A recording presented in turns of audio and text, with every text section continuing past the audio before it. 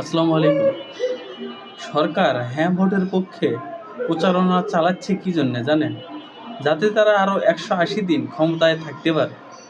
মানে সরকার অন্যদিকে আবার বলছে যে সরকারি কর্মকর্তারা এই নির্বাচনী প্রচারণাকালে গণভোটের পক্ষে হ্যাঁ বা না কোনোটার পক্ষেই যেন জনমত সৃষ্টি করতে না পারে, আবার প্রচারণা করতেও না পারে। সরকার নিজে থেকে প্রচারণা করবে, কিন্তু সরকারি যে কর্মকর্তা কর্মচারী আছে তাদেরকে প্রচারণা করতে মানা করতেছে। এর হিসাবটা কি? এর হিসাবটা আসে একটা খাঁটি রাজনৈতিক যে ব্যাখ্যা সরকার তৈরি করতে যাচ্ছে সেখান থেকে। দেখেন, বাস্তবে এটা কিন্তু একটা খাঁটি রাজনৈতিক প্রচারণা, যাতে মন্ত্রিত্বের বক্তব্য, সরকারি অনুষ্ঠান, উন্নয়নের ভাষা সব মিলিয়ে হ্যাঁ ভোটের ন্যারেটিভ সরকার নিজেই তৈরি করছে। এটা তারা বলতে চাইছে যে গণভোটের নিশ্চিত হ্যাঁ ফল দরকার। প্রশাসন যাতে পুরোপুরি মাঠে নামলে খোলাখুলি রাষ্ট্রীয় অপব্যবহার হয়ে না যায় এবং তাদের ন্যারেটিভ যেন সঠিক পর্যায়ে থাকে। তাহলে সরকারি কর্মকর্তাদের কেন থামানো হলো? এটা একটা আসল চাল, কূটনৈতিক চাল বলতে পারেন। সরকারি কর্মচারীরা মাঠে নামলে এখানে বিপদ আসে তিনটা।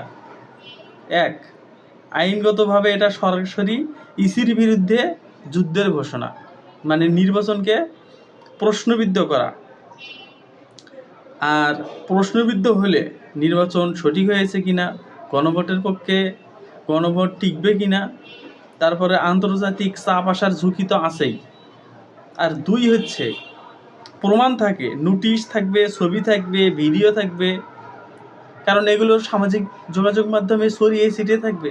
সরকারের পক্ষেও লোক আছে, বিপক্ষেও লোক আছে, তারাই এই কাজটা করবে, যে রাষ্ট্রযন্ত্র ব্যবহার করে একটা যে শক্ত অভিযোগ সরকারের বিরুদ্ধে করবে, এটাই বন্ধ করতে চাইছে।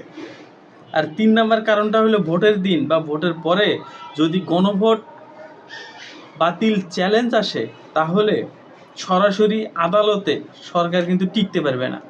বোঝেন, এই সরকার গণভোটের পক্ষে, গণভোট একটা বাতিল বা চ্যালেঞ্জ যদি আসে যে এইটা সুষ্ঠু নির্বাচন হয়েছে কিনা, সেখানে কিন্তু সরকার আদালতে টিকতেও পারে, আবার নাও টিকতে পারে। মানে সরকার যে কোনো মুহূর্তে সেই নির্বাচিত সরকার পল্টি মারতে পারে বা পড়ে যেতে পারে।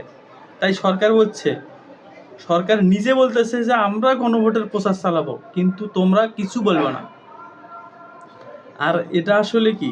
এটা আসলে একটা ডাবল স্ট্যান্ডার্ড কৌশল।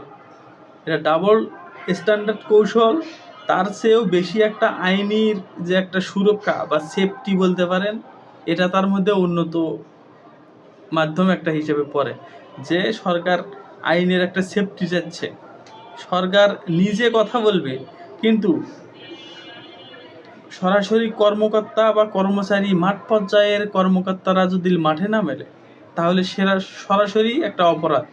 তাই ইসি এখানে কি করছে? ইসি এখন নিজেদেরকে বাঁচাচ্ছে। কারণ সরকারি কর্মচারীরা ইসির শোকের সামনে প্রচারণা চালাবে, তাহলে তো প্রশ্ন উঠবেই যে নির্বাচনী কমিশন তখন কি করেছিল। প্রশ্নটা তো স্বাভাবিক যে আমরা প্রচারণা চালাচ্ছি, সরকারি কর্মচারীরা ইসির নাকের ডগায় বসে, তো ইসি তো বাধা দেয় নাই। যদি এটা নিরপেক্ষ বা হ্যাঁ ভোটের, যদি গণভোট জয়ী হয়, তাহলে প্রশ্ন আসবে না, ইসিরকে তো সবাই প্রশ্নবিদ্ধ করবে। তখন ইসি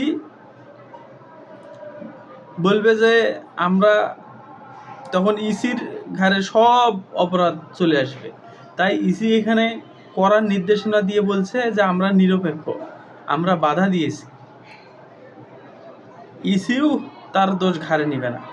সুতরাং এখানে সরকার নিজে হ্যাঁর পক্ষে প্রচারণা চালাবে, কিন্তু কর্মকর্তারা প্রচারণা চালাতে পারবে না এবং সেটাই তারা বাধা দেবে। ধন্যবাদ।